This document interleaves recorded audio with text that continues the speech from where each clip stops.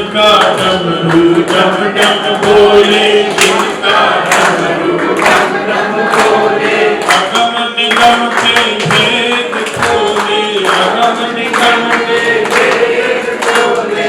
हो ऐसा डमरू बजाने वाला और नहीं, ऐसा डमरू बजाने वाला और नहीं, भोलेनाथ से निराला कोई और नहीं। पूज्यपाद आचार्य मृदुलकांत शास्त्री जी के श्रीमुख से श्रावण मास में द्वादश ज्योतिर्लिंग कथा शुक्रवार से शुरू हुई। मनमोहन बनर्जी रोड स्थित व्योम परिसर के हॉल आयोजित इस कथा को सुनने के लिए भारी संख्या में श्रद्धालु उपस्थित थे। पवन डागा ने महाराज जी का परिचय कराया। वृंदावन निवासी आचार्य मृदुलकांत जी श्रीमद् भागवत, शिव महापुराण, श्री राम कथा और हनुमान चालीसा जैसे ग्रंथों के गहन ज्ञाता एवं मधुर वक्ता है।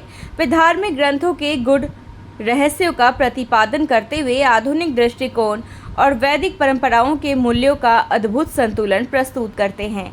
मंगलाचरण के साथ कार्यक्रम की शुरुआत हुई।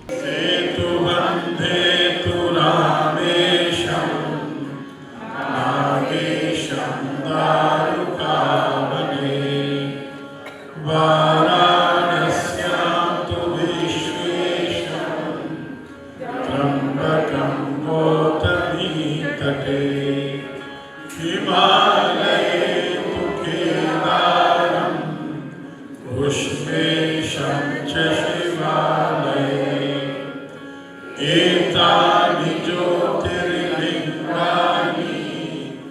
सायं प्रातः पठेन्न सप्तजन्म कृतं पापं स्मरणेन विनश्यति। महाराज जी ने सबसे पहले सोमनाथ ज्योतिर्लिंग के बारे में बताया।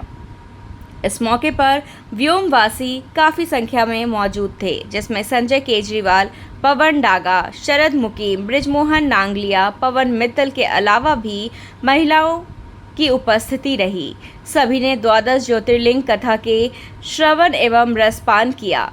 कथा के दौरान महाराज जी ने कहा कि आपको 1 घंटा आधा घंटा भजन के लिए देना है, हमको माला फेरनी है, जप करना है, धार्मिक ग्रंथों का पाठ करना है, आरती करनी है, पूजा करनी है और बस हमारे पाप नष्ट हो जाएंगे, हम जो चाहेंगे वो मिल जाएगा। महाराज जी ने कहा कि आप पूजा करें या जप करें, आप भगवान से कनेक्ट हो रहे हैं कि नहीं हो रहे हैं वो मुख्य विषय है। आपका चार्जर बहुत अच्छा हो, लेकिन अगर वो बिजली के बोर्ड से कनेक्ट नहीं हुआ तो सब व्यर्थ है। आप भले ही 10 पाठ नहीं करें, 1 करें, भले ही आप 10 माला मत जपिए, 1 जपिए, लेकिन उस समय आप भगवान से कनेक्ट हो रहे हैं कि नहीं, यह आवश्यक है। उन्होंने कहा कि किसी गुरुद्वारे में, किसी मस्जिद में, किसी चर्च में कहीं भी कोई VIP सिस्टम होता है क्या? लेकिन हमारे हर मंदिर में आप इतने की टिकट कटाइए तो शीघ्र दर्शन, और अति शीघ्र दर्शन के लिए इतने की टिकट कटाइए। यह सब गलत है। ये सब व्यवस्थाएं सनातन विरोधी है। हम लोग बांटने का काम तो खुद ही कर रहे हैं, जाति में नहीं, जाति से ज़्यादा पैसों में बढ़ते जा रहे हैं। आप केदारनाथ गए या नहीं गए, उस समय आपके मन में केदारनाथ का चित्र आना चाहिए। महाराज जी ने कहा कि 12 ज्योतिर्लिंगों के स्मरण मात्र से 7 जन्मों के पाप नष्ट हो जाते हैं। उन्होंने कहा कि अभी ये सावन का महीना है, रोज घर में रुद्राभिषेक करना है और 101 माला ओम नमः शिवाय की आपको रोज करनी है। ऊपर लोटा है, जल की धारा शिव जी के माथे पर चढ़ रही है, नीचे परात है। पूरे दिन में जिस घर में 10,000 ओम नमः शिवाय का जप हो जाए एक दिन में, उस घर में हर तरह का आनंद हो जाएगा, सब परेशानियां दूर होंगी। महाराज जी ने दक्ष प्रजापति की 27 बेटियों का चंद्रमा के साथ विवाह की भी चर्चा की। योग में मेरा पहली बार आगमन हुआ, लेकिन परम आनंद की अनुभूति हुई। लोग बहुत गंभीर हैं।